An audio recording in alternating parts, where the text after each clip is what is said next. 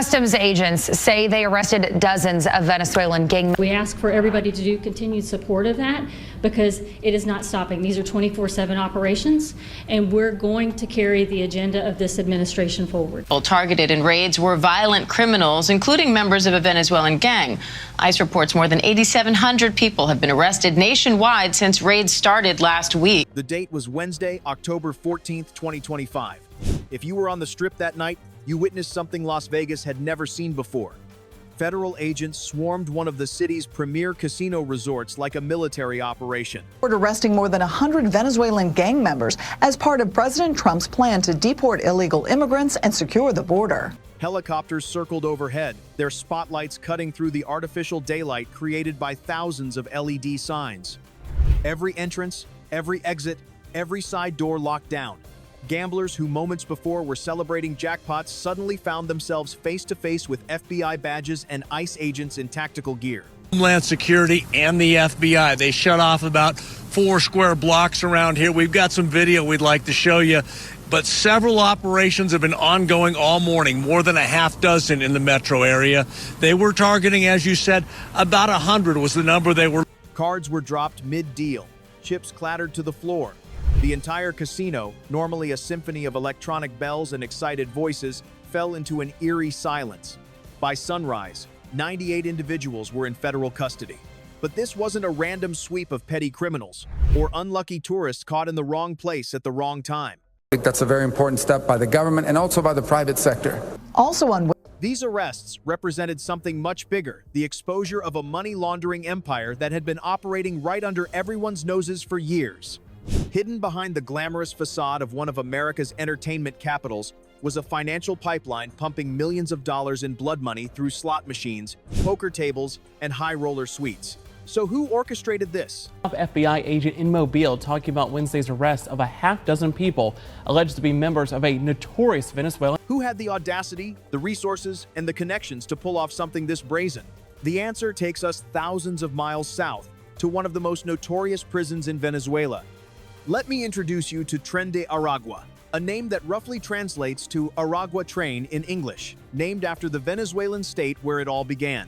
But don't let the harmless name fool you. FBI says is second in command of the violent Venezuelan gang Tren de Aragua. The FBI just added Giovanni Mosquera Serrano to its most wanted list. This organization started as a small group of inmates running contraband inside Tocaron prison. What began as a prison yard hustle evolved into something that would make traditional cartels look unorganized by comparison. Unlike the flashy, violent cartels we've seen in movies, Tren de Aragua operates with cold corporate precision. Think less Scarface and more Fortune 500 company, except their business model involves human trafficking, contract murders, and industrial-scale extortion. By the time American authorities started paying attention, this organization had already established operations across 7 countries: Venezuela, Colombia, Chile, Ecuador, Peru, and the United States among them.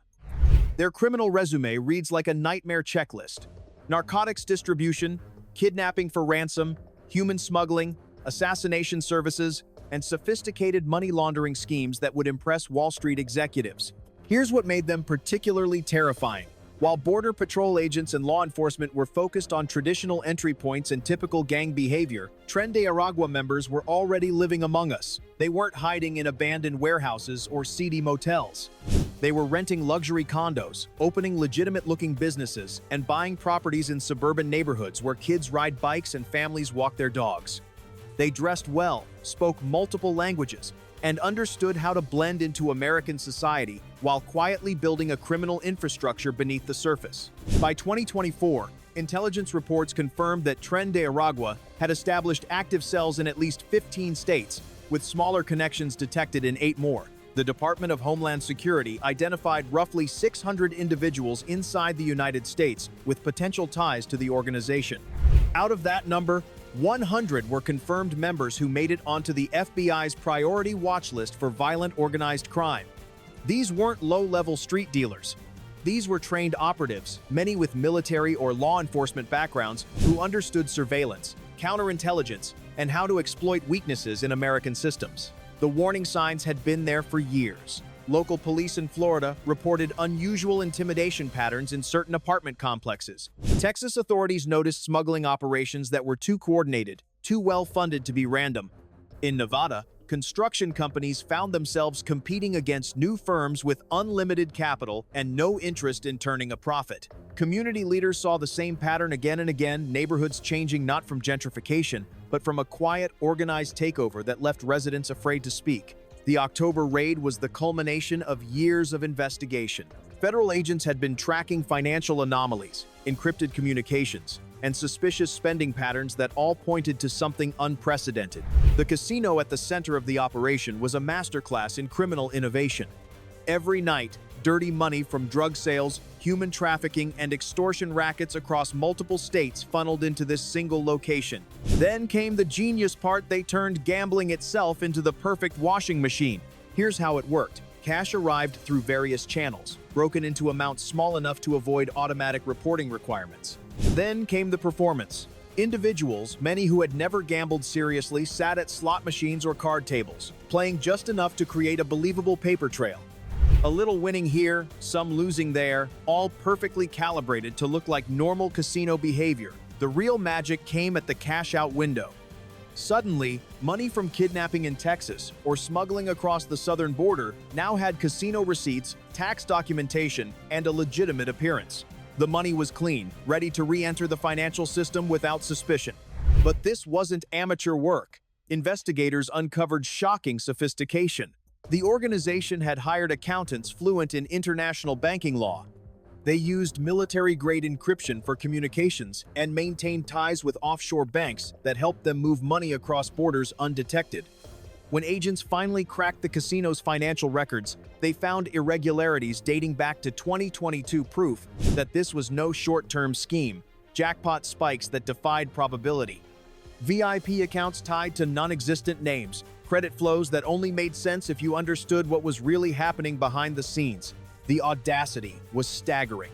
They had turned one of America's most iconic cities, a symbol of freedom and opportunity, into a hub for international organized crime.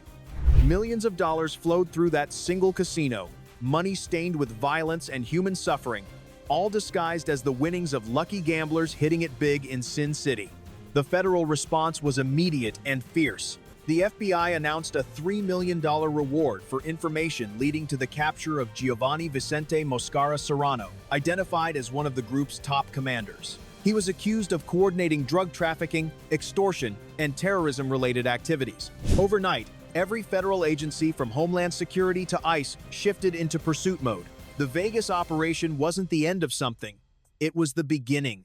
The Trump administration called it a new chapter in America's fight against transnational crime. Within weeks, the government officially designated Tren de Aragua as a foreign terrorist organization.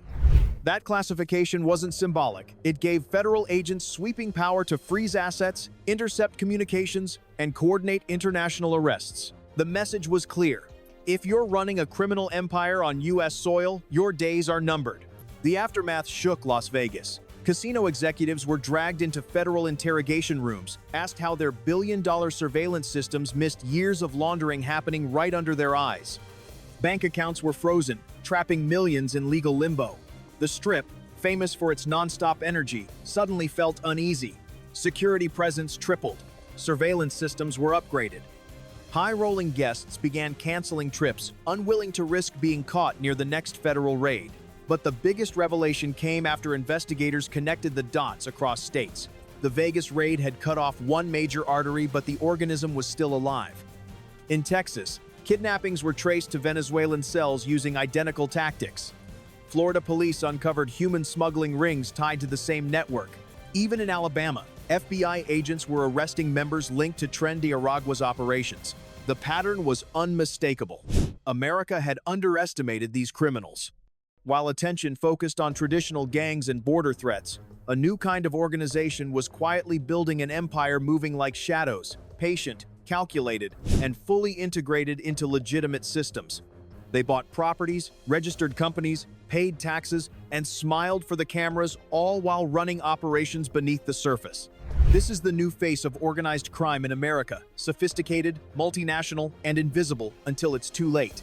The Las Vegas raid exposed only one layer of a vast global web stretching across continents and into communities most Americans consider safe. The night Vegas went silent was a turning point. It was the moment America woke up to a threat hiding in plain sight. Casino lights that usually symbolized fortune now illuminated something darker, a reminder that criminal organizations evolve, adapt, and exploit every weakness they find. For years, Tren de Aragua turned American prosperity into opportunity, using our open systems and freedoms against us. The House didn't win that night in October.